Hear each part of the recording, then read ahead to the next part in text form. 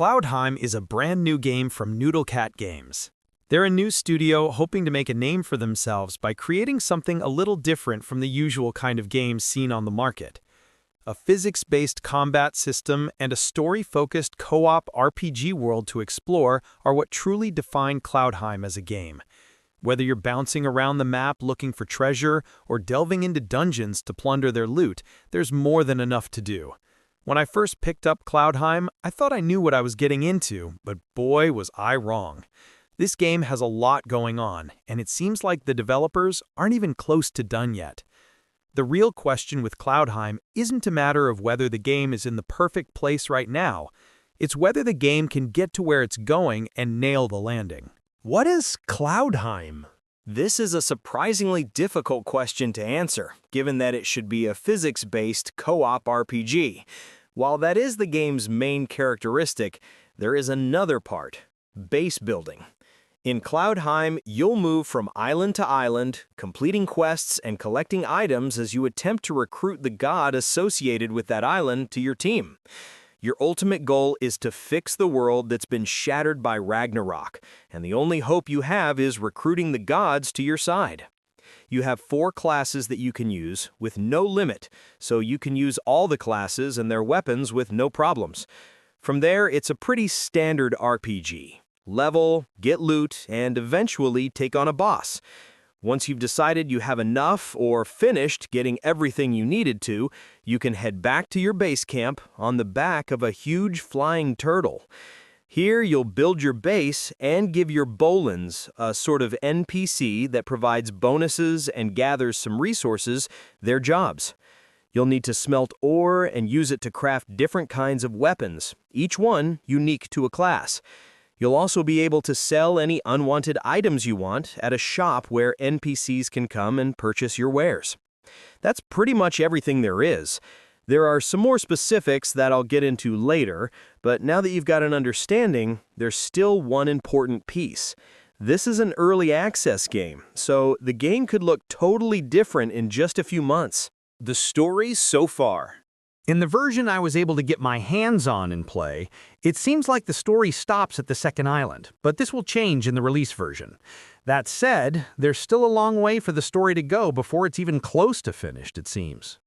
If you're hoping for an incredible Nordic epic that gives you a real sense of being of immense power and destiny, I hate to say it, but you won't really fall in love with the story. At least not yet.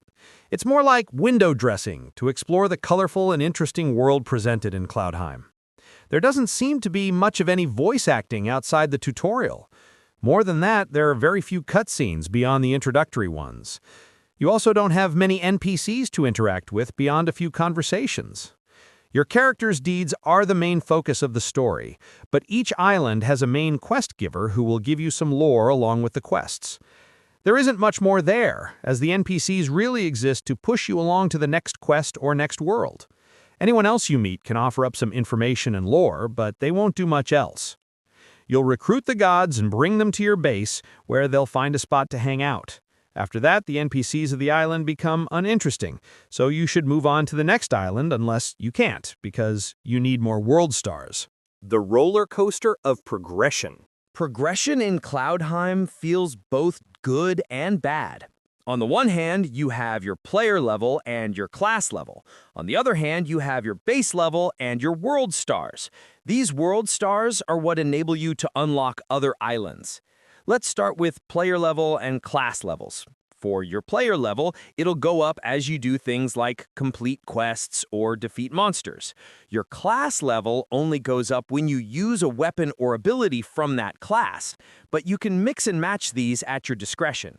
Your player level raises your natural stats, while your class level raises specific stats and unlocks new abilities for that class.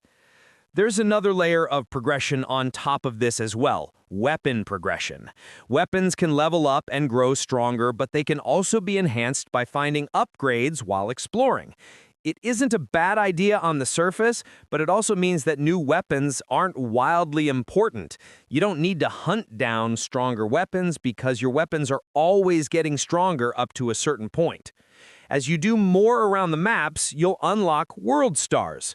These can spawn randomly in some chests, but are also rewards for completing puzzles, beating bosses, or finishing dungeons.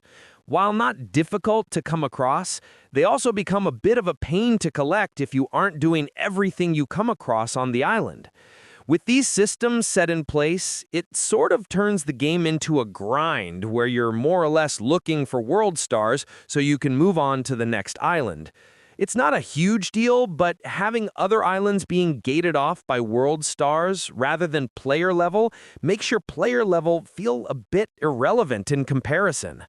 They do give you a good reason to explore the world, but I found myself a bit naturally inclined to explore.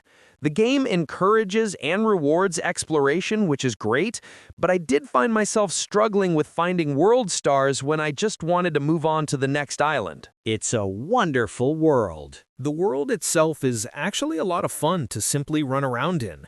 The movement is fluid, and you can get a lot of verticality by abusing any small edges you can manage to fit on. It makes moving about the island an interesting game of, can I just climb this mountain? And the answer is almost always yes. Not only is exploring fun, but the level design of the islands often puts you in the path of treasure and puzzles. You'll basically move about from one to the next with the occasional detour for whatever shiny object you see in the distance. But more than that, almost every square inch of the islands are filled in. They aren't so big that you'll spend all your time running around, but they are big enough that you can utilize the mechanics to their fullest. Jumping around and dashing through the air, especially with the blink evade, is very satisfying as you try to see how high you can get or how far you can make yourself go. With how much fun it can be just exploring the map and wiping out hordes of enemies, it feels odd that there's a part of the game that seems to derail the entire process. Since you have to return to your base on the turtle and do the base building, you end up totally taking yourself out of exploration to do that instead. Building for boblins. If you think you'll be building the actual buildings that you enter, you're wrong, as everything in the game is basically fun-sized for your bowlin' buddies. They actually run the whole shindig while you just go out and do the hard work of gathering things up. The base is where you'll cleanse, smelt, and craft different items to help you on your quest. All the buildings are fairly small, which, if you're a big base builder, means you'll have a great time setting them up in whatever fashion you like. Though keep in mind you'll have to carry all materials you collect to their respective spots and cleanse or smelt them yourself. This doesn't sound too bad until you realize you can only carry 4 different items at a time, and most have limited stacks. If you go out on a journey for more than half an hour and come back, you're going to be there for a while as you walk back and forth, moving items from one building to the next to finally get what you're after. I spent more than a half an hour going through everything I'd gathered in an hour-and-a-half session on one island. It consisted of me moving from my chest with stacks upon stacks of items to my cleansing pool, then the smelter, then whichever building I needed next. It doesn't seem like anything in your chest has max stacks, but even if it did, you have infinite chest space. After realizing that, I mostly abandoned my base, as it wasn't doing much for me. This can be easily rectified at some point down the line, but for now it is definitely a major part of the game that ends up killing your momentum whenever you come back to base and remember what horrors await you. A merchant's dream. Just like the average isekai protagonist, you have the option of selling your hard-earned loot for cold hard cash. You can use that money to buy upgrades like more health, accessories, and stats. The only problem is that there's less negotiating and more inventory management. I'm not gonna lie, but this seemed a little pointless. It was a good way to get rid of items you didn't want, but it fell into the same tedious back and forth that crafting did. Having the shop be a physical stand that NPCs come and buy things from was very cool to see for the first couple of times. The more you did it, though, the more it became about putting things on the selling tables and opening the shop to get those sold so you could put more on the table. Rinse and repeat. It, much like the rest of crafting, became more of a chore, keeping from doing the things I wanted to do. It prevented me from exploring freely and from going on long adventures because I couldn't leave my shop unattended or it would be empty soon. An empty store or unhappy customers means lower ratings, and lower ratings mean fewer customers and less money. This can be amended a bit once you get far enough into the game, so you can set up several selling tables, but until then, with just one table with 3 slots, it's almost like the game doesn't want you to utilize this part of the base. An oasis of color. For some people, the color palette and visual design of Cloudheim will not capture their interest. But visually, the game is pretty stimulating. There's a lot of color between the actual world design and the enemy design. That's not to mention the colors of the various attacks and spells you can use. In a world filled with so much color, it's hard not to be a little charmed. The visual is simple by design to give you a sense of understanding and organization. This even applies to the visual design of enemies, puzzles, and materials. It makes it much easier to be selective about what you might want to break off and find. Looking for something to make a fire weapon out of? Well, maybe try the glowing fire-colored rocks that you can break. There is still some random chance built in about how much you'll get, but you'll be able to spot most of what you want on intuition alone. What's a little less intuitive is the mechanics of the game itself. Mechanics? Marvel? Or monster? No, the mechanics are not so bad that you could call them monstrous, although you may think they're against you when you kick a mob in the wrong direction for the 100th time. It can be a bit tough to get the hang of at first, and in all honesty, it may never click completely. Though not that doesn't matter much, as it's always satisfying to watch a group of enemies fall over after you use your perfect combo.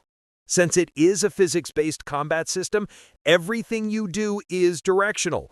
Pointing in the wrong direction by ½ an inch, you just kick that bomb into a wall for no reason. Things like that happen constantly as you try to learn how to master the art of this combat style. But something fascinating does happen when it all clicks. You can manipulate the enemies into being where you want, when you want, and then dominate them with an all-out attack using all of your abilities. This is in special thanks to a fun system called Mana Burn. This system allows you to push past your limits and use abilities that are on cooldown to fill up a bar. When the bar is filled, you'll be stuck waiting for it to diminish so you can get back to fighting. It's a very cool way to give players some more freedom over how they engage with combat and how they want to set up their loadout. Low damage skills that you can use over and over again, or maybe some hard-hitting attacks that wipe out a few enemies at a time. No matter what you choose, you can always try something different, which is a very nice change of pace. Closing comments. Cloudheim is, by all accounts, a good game, but it is marred by uncertainty about its direction. A sort of jack-of-all-trades but master-of-none issue. It is very important to remember this game is still in its early days, and there's absolutely nothing wrong with that. In fact, in a few months, I think many of the issues I have with this game will either be solved or be on the way to being solved. Right now, though, Cloudheim struggles with its identity a little too much. If you can craft such a fun world to move about in, why punish me by giving me manual labor to do when I finally go home? The combat, when it works, is ludicrously fun. Using mobs like bowling balls and pins has never been better. The progression systems are a bit overwhelming, and there are probably a few too many in the game as a whole. Becoming a Nordic legend to save the world sounds amazing until you have to stop everything and deal with your overabundance of items in your inventory.